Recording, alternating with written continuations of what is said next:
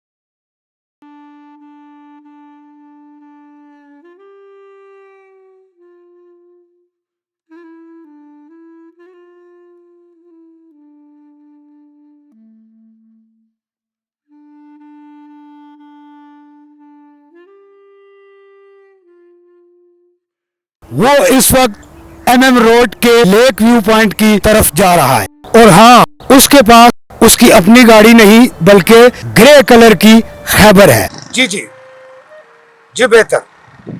Okay.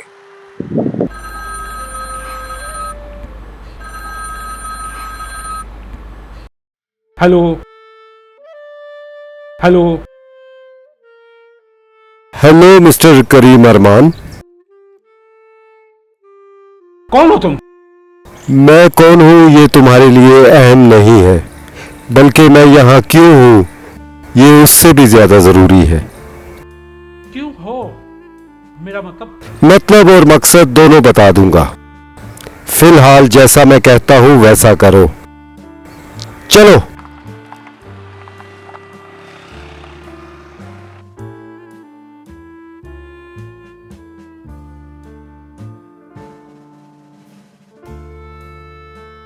बाहर निकलो।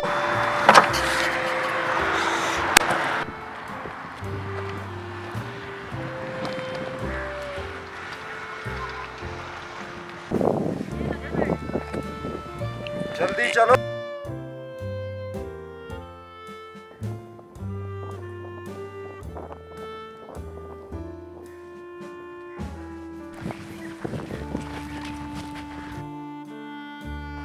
ये क्या मजाक है?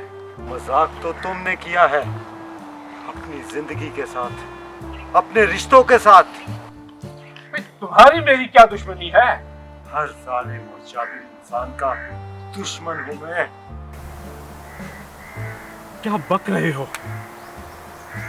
कौन हो तुम और मुझे इस तरह यहाँ क्यों लाए हो? मुझे यहाँ लाने का मकसद क्या है? मैं एक कातिल हूं। लेकिन मेरी तुम्हारी क्या दुश्मनी है? क्या बिगाड़ा है मैंने तुम्हारा? माजी के दरिश्चों में झांक कर देखो मिस्टर करीम अरमान, तुम्हारे गुनाह इतने ज्यादा हैं, जी तो चाहता है कि इस पिस्तौल की सारी गोलियां तुम्हारे सीने में उतार दूं। मुझे कुछ याद नहीं आ रहा। अरे तुम्हें तो ये भी याद नहीं होगा कि तुम्हारी एक माँ भी थी, जिसकी गोद में तुमने जिंदगी की पहली सांस ली थी। माँ? मेरी माँ? क्या हो उसे? तुम जानते हो मेरी माँ को? कैसी है वो? तुम्हारी याद में तड़प तड़प कर वो इस दुनिया से चली गई।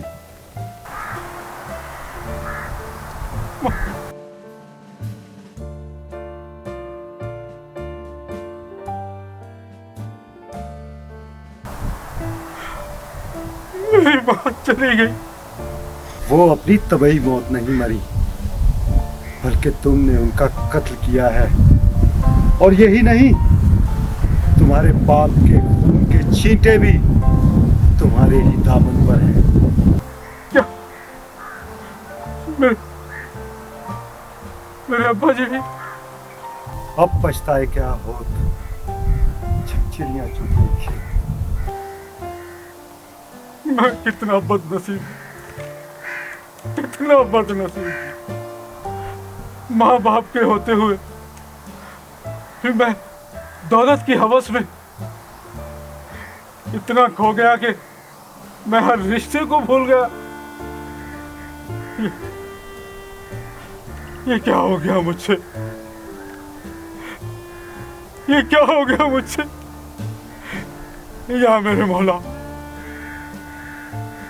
या मेरे मौला, मुझे माफ कर दे, मुझे माफ कर दे। नहीं करीम अरमान, नहीं। तुम्हारे गुनाह इतने ज्यादा हैं कि अभी उन्हें खत्म होने में वक्त लगेगा। मुझे ये बताओ, मेरी बीवी आलिया कैसी है? तुम क्या समझते हो तुम्हारे छोड़ जाने के बाद वो कैसी होंगी? अरे मैंने आज तक उन जैसी नेक सीरत और सब्र और तहम्मुल वाली खातून नहीं देखी थी। क्या मतलब है तुम्हारा? ठीक समझे हो तुम। वो भी अब इस दुनिया में नहीं। जानते हो तुम्हारे छोड़ आने के बाद उसने सारी जिंदगी सिर्फ तुमसे मोहब्बत की, सिर्फ और सिर्फ तुमसे प्यार किया। उनके जीने का सिर्फ एक ही सहारा था और वो थी उनकी इकलौती बेटी। क्या? मेरी बेटी भी थी? हाँ तुम्हारी एक बेटी पैदा हुई थी तुम्हारे शहर आने के बाद। लेकिन कितने बदनसीब हो तुम कि तुमने आज तक उसकी शक्ल तक नहीं देखी। कहाँ है मेरी बेटी? कहाँ है मेरी बेटी? मुझे उसके पास ले चलो प्लीज, मुझे उसके पास ले चलो। मैं उससे अपने गुनाहों की माफी मांगू। वो मेरी बेटी है, मुझे माफ कर देगी। काश मैं तुम्हें तुम्हारी बेटी के पास लेकर जा सकता और कुदरत तुम्हें इकबाले जुर्म का मौका दे देती। क्या मतलब है तुम्हारा? मतलब ये कि वैसे तो तुम्हारी बीवी ने उसे माँ और बाप दोनों का प्यार किया, लेकिन फिर भी बेटी होने के नाते अपने बाप की शफकत और मोहब्बत की हमेशा मतलाशी रही। जिंदगी की आखिरी सांस तक वो यही अरमान लेकर जीती रही कि कब वो तुम्हें अपना बाप कह सकेगा। उसकी जुबान अपने बाबा, अपने अब्बू को पुकारने के लिए तड़पती रही, लेकिन उसकी जिंदगी ने उसके साथ वफा ना की और 30 साल की उम्र में उसकी जिंदगी के साथ उसकी हसरत भी दम तोड़ गई। मतलब मेरी बेटी भी फौत हो गई? मेरी बेटी भी फौत हो गई? मेरी बेटी भी फौत हो गई? तुमने सही कहा कि मैं एक जालिम और जाबिर इंसान हूं। मैं कितना बदनसीब। मैं शहर आकर अपने रिश्तों को भूल गया, अपने माँ बाप को भूल गया, अपनी जवान बीवी को छोड़ आया। दौलत की हवस ने मुझे इतना अंधा कर दिया कि मुझे कोई रिश्ता याद नहीं आया। मुझे तो ये भी पता नहीं चला कि मेरे आने के बाद मेरी एक बेटी पैदा हुई।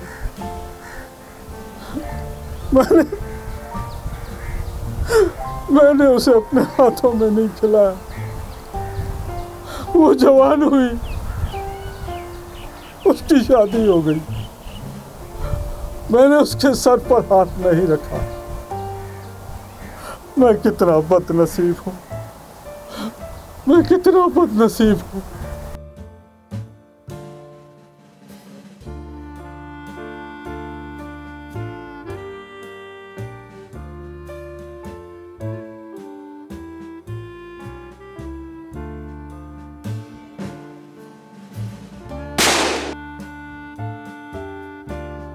मैंने अपनी बीवी तुम्हारी बेटी से किया हुआ वादा आज आज पूरा कर दिया।